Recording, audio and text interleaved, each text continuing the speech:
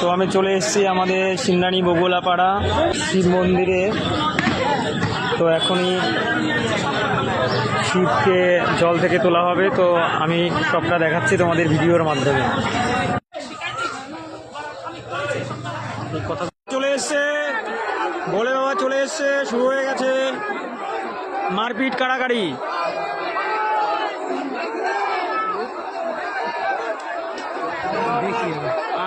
এই তো বলে বাবা, বলে বাবা